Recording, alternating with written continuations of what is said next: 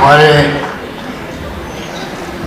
युवा मंत्री भी है, यूथ अफेयर्स के भी हैं, स्पोर्ट्स के भी है, स्किल डेवलपमेंट के भी हैं। तो चांदना जी, बहन गंगा देवी जी विधायक, मेयर साहिबा श्रीमती मुनीश गुजर, नेशनल हमारे स्किल लीडर्स कंसल्टेंट अमित वासना जी, सेक्रेटरी स्किल डेवलपमेंट जी, सेक्रेटरी चीफ मिनिस्टर CEO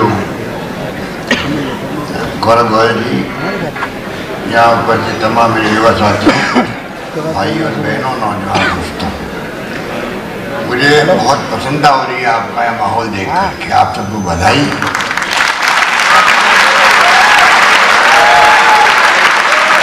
माहौल तभी होता है जब दिल में खुशियाँ होती है, अपेक्षा होती है और विश्वास होता है। आप लोग यहाँ बैठे हुए हैं, सुबह से इंटरव्यू दे रहे हैं, कई लोगों का चयन हुआ है, कई लोग प्रोसेस के अंदर हैं। तो मेगा फेयर एक दिन के बजाय आपकी संख्या देखते हुए QR कोड के माध्यम से रजिस्ट्रेशन करवाया आप लोगों ने, संख्या 40,000 से बढ़ गई, तो एक दिन के बजाय 2 दिन ये फेयर करना पड़ रहा है। मुझे खुशी है कि जो कंपनी आई है उन सबको मैं अपनी ओर से, आप सबकी ओर से शुक्रिया अदा करूँगा और उनको विश्वास दिलाऊँगा कि जो नौजवान हमारे टैलेंटेड बैठे हैं यहाँ पर, इनको आप जब नौकरी लेंगे अपने साथ में, तो ये वहाँ पर पूरी निष्ठा के साथ में, पूरी प्रतिबद्धता के साथ काम करेंगे। राजस्थान के अंदर हम लोग जैसे अभी चांदना जी कह रही थी कि एक तरह सरकारी नौकरियाँ देने का प्रयास कर रहे हैं। मेरे ख्याल से शायद ही देश में किसी 1-2 राज्य में, मैं नहीं कह सकता, 1,33,000 नौकरी हम दे चुके हैं। 1,25,000 भी इंटरव्यू चल रहे हैं, प्रोसेस में हैं, और 1 लाख की घोषणा मैंने अभी 22-23 के बजट में और कर रखी है।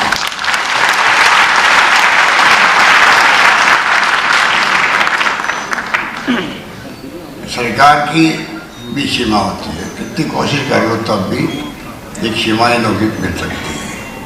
पर सरकार की नीतियाँ ऐसी होनी चाहिए जिससे कि रोजगार के अवसर बढ़े। प्राइवेट सेक्टर में कुछ नीति ऐसी हो जिससे कि नौजवान अपना सब रोजगार प्राप्त कर सके या पहल कर सके, स्टार्टअप के माध्यम से भी, और जिस रूप में अवसर मिलते हैं अवसर सरकार देती है और एंटरप्रेन्योर आप बनते हैं। एंटरप्रेन्योर बनता वही आगे बढ़ सकता है उद्योग के क्षेत्र में। और मुझे विश्वास है कि राजस्थान में अवसर पैदा करने का प्रयास किया गया है। हमारी जो इन्वेस्टमेंट पॉलिसी बनती है, रिप्स 19, 21, 22 आया है, तो उसके माध्यम से भी कई उद्यमी आ रहे हैं। कस्टमाइज पैकेज अलग दे रही स्टेट गवर्नमेंट, और आपको यहाँ की खुशी होगी पूरे देश के अंदर राजस्थान सरकार के जो पैकेज है, कस्टमाइज पैकेज, उसके कारण ही अभी जब इन्वेस्ट राजस्थान का आयोजन हुआ, 11 लाख करोड़ के MOU साइन हुए, 10 लाख का टारगेट रखा गया है प्राइवेट सेक्टर में नौकरी के लिए। हम जानते हैं कि वो पूरा नहीं हो सकता, ना तो 11 लाख के MOU साइन हुए हैं, पूरे देश में आता है। और जो प्रयास किया गया है उसके माध्यम से, क्योंकि आप देखते हैं हर राज्य में ऐसे आयोजन होते हैं। गुजरात में भी वाइब्रेंट गुजरात के नाम से बहुत पॉपुलर आयोजन होते थे, पर 20-30%, 35%, 40% पूरी तरह इम्प्लीमेंट होते हैं। पर हमारी जो नीतियाँ हैं, जो कस्टमाइज पैकेज हैं, जो पॉलिसी बनाई हमने हर क्षेत्र में, चाहे वो सोलर की हो, विंड की हो या कृषि की हो, उसमें हम लोगों ने जो प्रोविजन किए हैं उसका लाभ जब मिलता है तो इंडस्ट्रियलिस्ट आने की कोशिश करता है उस राज्य के अंदर। हमने जैसे मैं आपको मैं एग्जाम्पल दे रहा हूँ, agro processing, agro export, agro business policy बनाई, उसमें 2 करोड़ तक का अनुदान है। कई लोग उसकी तरफ आने का प्रयास कर रहे हैं। मुख्यमंत्री लघु उद्योग प्रोत्साहन योजना, उसमें 8% सब्सिडी है इंटरेस्ट की। और इसी ढंग से MSME की पॉलिसी हमने सरकार बनते बनाई थी, बल्कि असेंबली में एक्ट पास कर दिया लघु छोटे उद्योगों के लिए, मीडियम उद्योगों के लिए, जिसमें पहले 3 साल था। अब हमने कहा 5 साल तक कोई तरह से सरकार के पास आने की परमिशन की जरूरत नहीं रहेगी, आप सब काम अपना खुद का कर सकते हैं। इतना क्रांतिकारी कदम था MSME एक्ट बनने के बाद में, पूरे देश के अंदर इसको वेलकम किया गया। तो मैं कहना चाहूँगा आपको कि आज सबसे बड़ी चुनौती क्या है देश के अंदर? बेरोजगारी की, एम्प्लॉयमेंट मिलना चाहिए। और सरकारों के दायित्व, या किसी पार्टी की सरकार हो, केंद्र सरकार हो, वो अवसर उपलब्ध करवाए नौजवानों को। वहाँ अगर कमी रहती है तो सरकारों की आलोचना होती है। युवा क्या चाहता है? युवा अपना फ्यूचर देखता है, पूरा परिवार चिंतित रहता है कि जब ये पढ़ लिख जाएंगे तो बाद में क्या करेंगे। उस वक्त में अगर माहौल ऐसा हो देश के अंदर, प्रदेश के अंदर, विश्वास हो नहीं, नौकरियां उपलब्ध है प्राइवेट सेक्टर में, सरकारी क्षेत्र में, खुद के उद्योग लगाने के लिए तमाम स्कीमें हैं, और युवाओं को गाइडेंस देने के लिए भी प्लेटफॉर्म है। आजकल तो जो इंटरनेट और मोबाइल का युग है, तो राजीव गांधी का सपना था, जो 40 साल की उम्र में बन गए प्रधानमंत्री। मैं भी उनके साथ में मंत्री था। मुझे मालूम है कि उनकी सोच 21वीं सेंचुरी देश को ले जाने की क्या थी, क्या उनकी सोच रखते थे वो, कि देश के युवाओं को चाहिए कि जब हम प्रवेश करें 21वीं सेंचुरी में, इतनी मेहनत करें जिससे कि नई शताब्दी में कम से कम हम भी दुनिया के विकसित राष्ट्रों की श्रेणी में आ सकें। उस वक्त तो लोग समझ नहीं पाए कंप्यूटर और मोबाइल और इंटरनेट सेवा क्या होगी। आज देखिए अब रिवोल्यूशन है, गवर्नेंस भी इंटरनेट बेस पे चल रही है, IT बेस पे चल रही है। गुड गवर्नेंस में बहुत बड़ी भूमिका IT की हो गई है, और हम लोग उसका पूरा उपयोग कर रहे हैं। मुझे याद है कि मैं पहली बार मुख्यमंत्री बना 22 साल पहले, 24 साल पहले, तब मैंने 22 साल पहले 2000 के अंदर लोक मित्र, जन मित्र शुरू किए थे गाँव में, शहरों के अंदर। आज ई-मित्र 80,000 ई-मित्र लग चुके हैं सब जगह, शहरों में, गाँव में। वो भी रोजगार है, परंतु 600 तरह की सेवाएं, 600 तरह की सेवाएं विभिन्न तरह की, हर क्षेत्र की, उन ई-मित्रों से मिल रही है। सारे विभागों के अंदर जो काम होते हैं, बेनिफिशियरी होते हैं, आप लिस्ट देख सकते हैं राजस्थान के अंदर किस सेक्टर में किस कौन बेनिफिशियरी है। अप्रूवल ऑटोमेटिक अप्रूवल होने लग गई, डीबीटी होने लगे बैंकों के अंदर। अभी जो कोरोना आ गया बहुत भयंकर, कोविड, तो पूरे प्रदेशवासियों ने जो आगे आकर के आह्वान किया मैंने कि आप, ये विश्वव्यापी महामारी आ गई है, हम सबको मिलकर मुकाबला करना है।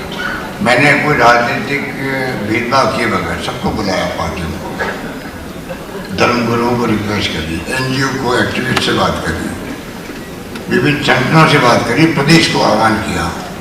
मुझे खुशी है कि मैंने कहा कोई भूखा नहीं सोना चाहिए, क्योंकि लॉकडाउन लग गया था। और एक तरफ, दूसरी तरफ मैंने कलेक्टर्स को, सबको आह्वान किया, निर्देश दिए।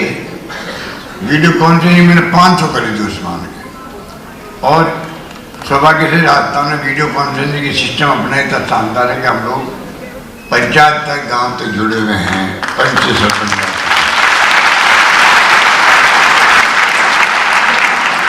जिला परिषद के माध्यम से मैंने 32-33 लाख लोगों को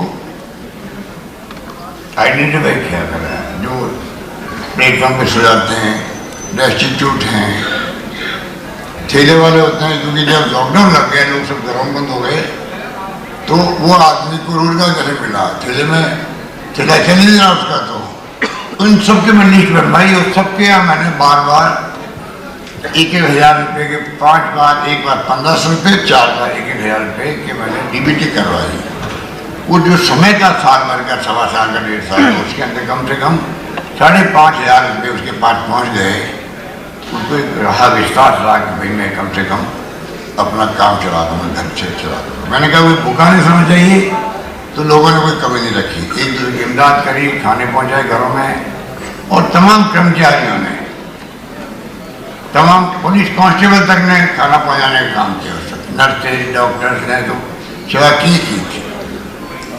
ये तो मैं आपको एग्जाम्पल दे रहा हूँ गवर्नेंस का, किस प्रकार से हमने, अगर पब्लिक को आप विश्वास में लो तो पब्लिक साथ देती है। और मैंने उस वक्त में महसूस किया कि जनता ने कोई कमी नहीं रखी, जो हमने कहा उसी ढंग से उन्होंने हमारे यहाँ की जो महान परंपरा भी राजस्थान की है, एक दूसरे के सुख दुख में काम आने की, अच्छा व्यवहार रखने की, वो सद्भावना है। हम सबने मिलकर मुकाबला किया। राजस्थान इलाज के मामले में, ट्रीटमेंट के मामले में नंबर 1 रहा देश के अंदर। राजस्थान का भीड़ वाला मॉडल देश में नहीं बल्कि दुनिया के मुल्कों में WHO तक में उसकी तारीफ हुई। इस प्रकार से अपना मुकाबला उस वक्त में किया।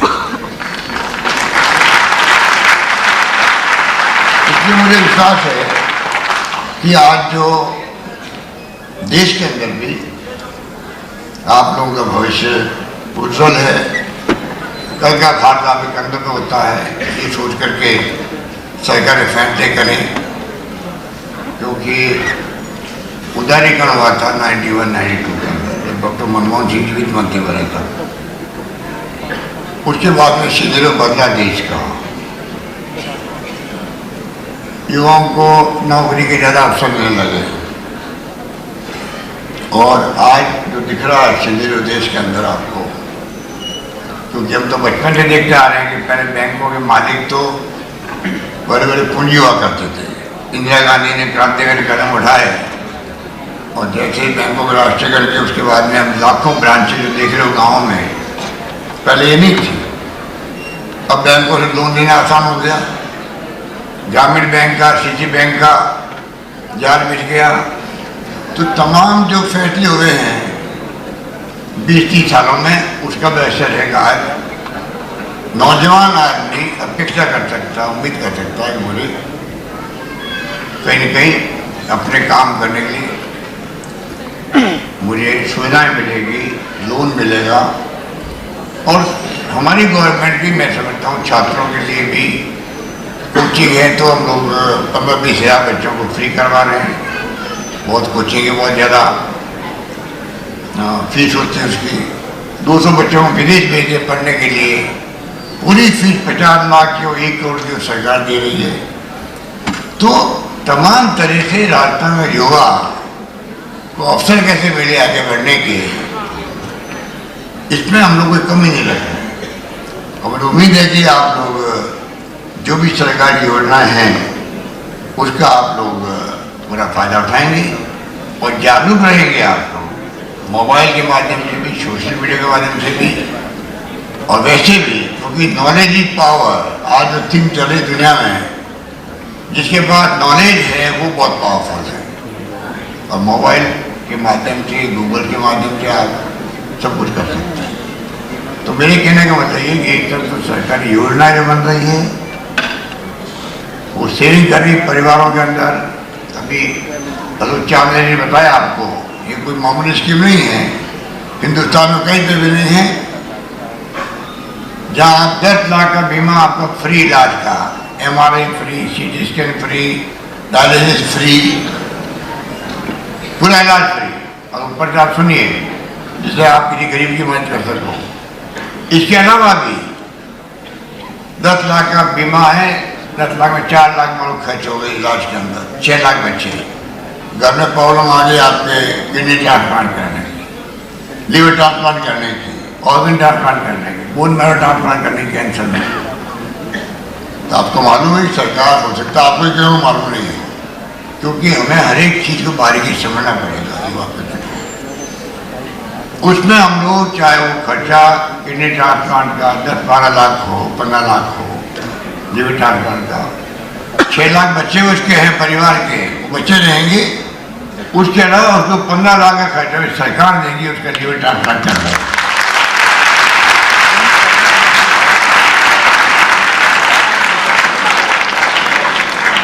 दुनिया के मुल्कों में ऐसी स्कीम नहीं होगी। मिस्टर ओबामा जब थे प्रेसिडेंट ऑफ अमेरिका, उन्होंने शुरू किया था ओबामा केयर के नाम से, तो वो फेल हो गए। बड़ा मुश्किल काम है। हमने प्रयास किया, जो कुछ कमियां भी आती है, प्राइवेट सेक्टर वाले अस्पतालों में कई बार शिकायतें आती है, सब कुछ होता है। इतना बड़ा कदम उन्होंने उठाया कि आज हर परिवार राजस्थान का कम से कम विश्वास करता है, कॉन्फिडेंस होता है भाई घर में तकलीफ आ गई बीमारी की, क्योंकि हमारे यहाँ रिवाज है, माँ बाप बूढ़े हैं, डॉक्टर जानता है कि बचेंगे नहीं, परिवार जानता है 1 लाख खर्च हो चाहे 2 लाख खर्च हो। हमारे संस्कार ऐसे हैं, गहने बेच दो घर के, ऑर्नामेंट, मकान बेच दो, पैसा ले लो, खर्च कर लो, परंतु माँ बाप को बचाओ, लास्ट मोमेंट में बचाओ। ये हमारे संस्कार से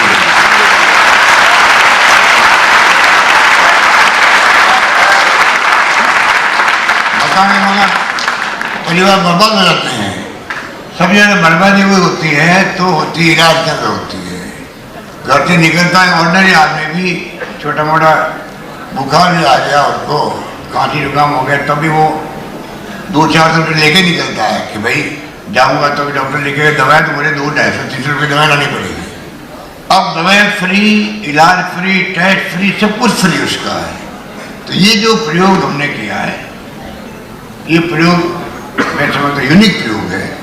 अब मैं जहाँ भी जाता हूँ, दिल्ली या गुजरात या हिमाचल गया भी मैं, सब जगह जिसकी भी चर्चा होती है। ऐसी जिसकी भी हमने दी है, रोजगार दिया है शहरों के अंदर भी, बहुत खुश है। महिला है मेरे पास, जब मैंने लॉन्च की स्कीम इंदिरा गांधी शहरी रोजगार योजना नरेगा की तरह, वो भावुक हो गई, क्योंकि मेरी 3 बेटियाँ थी, मैं घर से पहली बार निकलूंगी काम करने के लिए शहरों के अंदर। गाँव में नरेगा है, कानून बना के दिया है डॉक्टर मनमोहन सिंह जी ने, सोनिया गांधी ने, आज आराम हो गया। मैं तो बचपन से आता हूँ गाँव के अंदर, आकाश के पढ़ते रहते थे पश्चिमी राजस्थान में, रेगिस्तान घेरा था मैं। आज सबको वो टेंशन नहीं जो पहले था। अब मालूम है 100 दिन का मुझे गारंटी पार्लियामेंट से रोजगार मिलेगा। ये 2 रुपये किलो जो गेहूँ मिल रहा है, ये भी कानून पास है पार्लियामेंट का। कोई सरकार बदलो भले ही, वो रुक नहीं सकता, सबको देना ही पड़ेगा। 2 रुपये किलो चावल, 2 रुपये किलो गेहूँ, 3 रुपये किलो चावल।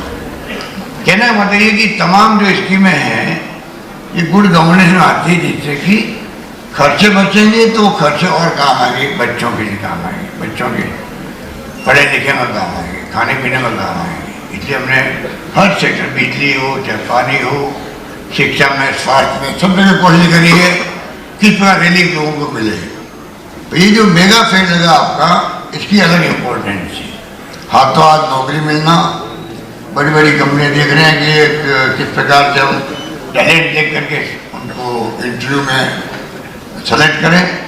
मैं समझता हूँ कि जोधपुर में था, वहाँ भी ITBS 3 दिन की पेंशन लगी थी, और वहाँ भी ये मेरा जॉब फेयर भी लगा था। वहाँ 3 बच्चों को 18 लाख के पैकेज मिलेगा जोधपुर के अंदर। अभी मैं जब आपके वो शिका दादी चाहिए यहाँ पर, उनको 7 लाख का पैकेज मिला है, और कहा मैं जोधपुर की हूँ, तो मैंने कहा कि मेरे ऊपर आरोप नहीं लग जाए। वो 3 बच्चे जोधपुर के थे, 18 लाख में।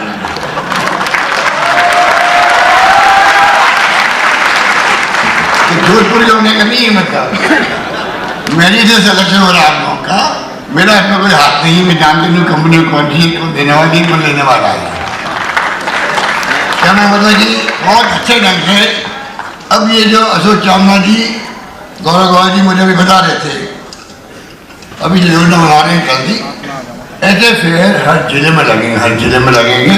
ये मैंने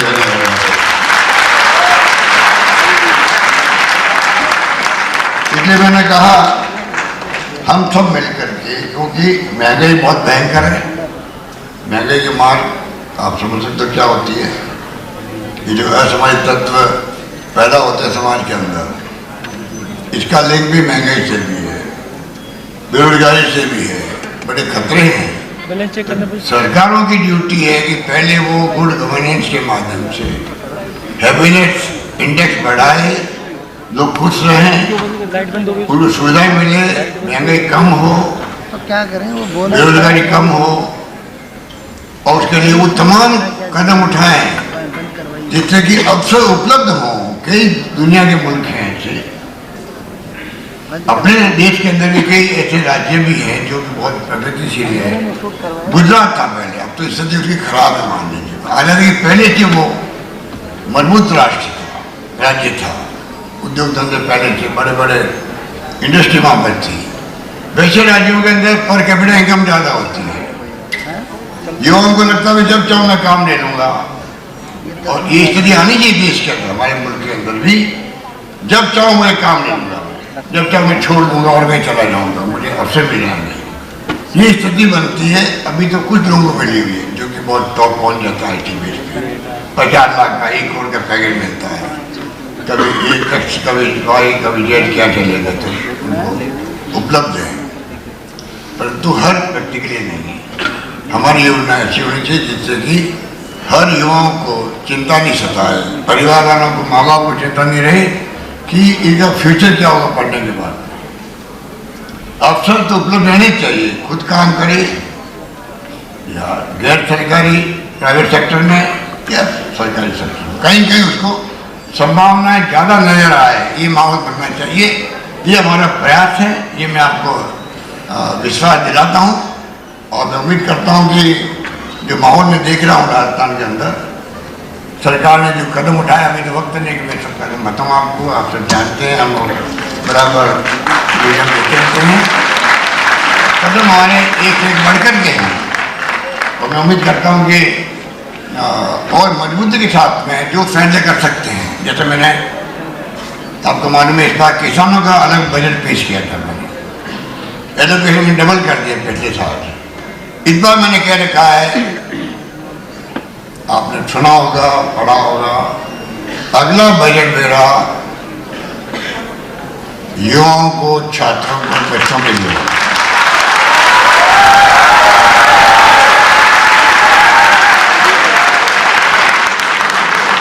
उसमें आप भी आते हो, सारे लोग आते हो, और मैंने कहा है, मैंने भी कहा है, अभी हमने उनसे 5-6 दिन पहले ऑनलाइन मांगे थे सुझाव दो, प्रदेशवासियों को मैंने आह्वान किया, आपको बड़ी खुशी होगी। उसी दिन शाम तक, पिछली बार भी अपने बजट में मिस्टर राहुल गांधी ने कहा था 10 साल पहले कि बजट बने, बजट का सेंसिटिविटी अलग होती है।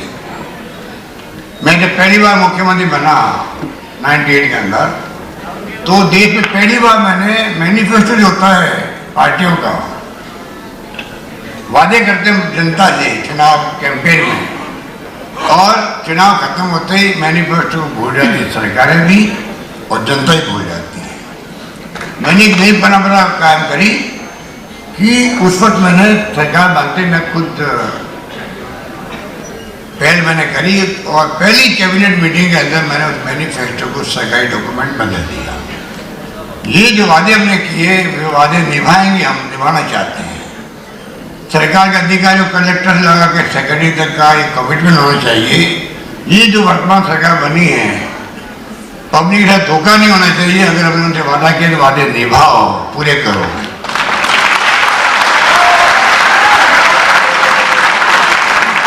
लगातार जब जब सरकार आती है हमारी, तब हर बार मैं कैबिनेट में रखता हूँ मैनिफेस्टो कॉपी, उसको मैं अप्रूव करवाता हूँ, और सरकारी अधिकारियों पर रहता ब्रीफ केस के अंदर उनके, उसको देख करके वो फैसले करते हैं, तब जाके अधिकांश वादे पूरे हो सकते हैं। जो वादे हमने किए वादे निभाना चाहिए।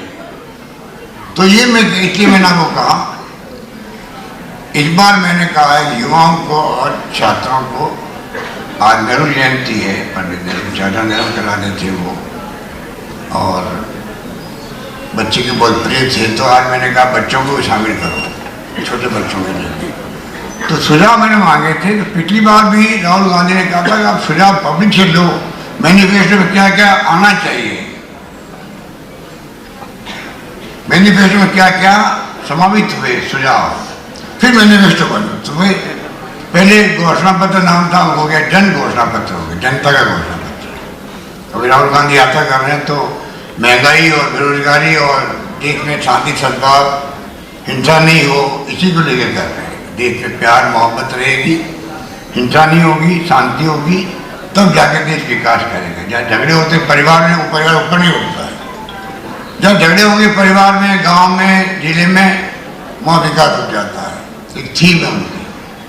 तो जन घोषणा पत्र बनते हैं। तो अभी भी हमने एक वादा किया, पिछली बार हमने जब जन घोषणा पत्र निकाला था, अब उसके बाद बजट मैंने पेश किया, पिछला बजट, तो जनवरी में हमने मांग करी थी सुझावों की, तो करीब 40-44 हजार सुझाव आए थे। इस बार मैंने अभी जब कहा युवाओं के लिए और छात्रों के लिए हम चाहते हैं कि आप सुझाव दो, क्या चाहते हो, तो हमें क्या कर सकते हो सकता है आप मैंने कई आइडिया दे सकते हैं हम लोगों को, उसको हम लोग भी सम्मिलित करें। तो आपको खुशी होगी कि हमारी मीटिंग चल रही थी इसी बारे में। सुबह हमने विज्ञापन दिया, शाम को 40,000 लोगों ने हमें सुझाव भेज दिए उसी दिन संडे। इसका मतलब इन्वॉल्वमेंट चाहते हैं, पब्लिक इन्वॉल्वमेंट चाहते हैं। तो मैं आपसे भी आह्वान करना चाहूँगा, जो आपके सुझाव हो, बेरोजगार के लिए हो या युवाओं के लिए हो, छात्रों के लिए हो, फ्यूचर क्या हो उनका, हम क्या अपेक्षा करते हैं सरकार से, क्या होना चाहिए, वो तमाम सुझाव आप भेज सकते हैं हम लोग। जिससे मैं चाहूँगा अगला बजट में पेश करूँ, उसमें प्रायोरिटी युवाओं को, छात्रों को, बच्चों को मिलेगी। मैं क्या और इसमें इस बात मेरे जो प्रस्ताव में दे रहा हूँ आपको, सब बातें आ जाती है, इसलिए मैं लंबी बात नहीं करता हूँ। आप सबको बहुत बहुत शुभकामनाएं, बधाई हैं। आपका, आपके परिवार का, आपका सबका भविष्य उज्जवल हो। बहुत बहुत शुभकामनाएं। धन्यवाद। जय हिंद। धन्यवाद।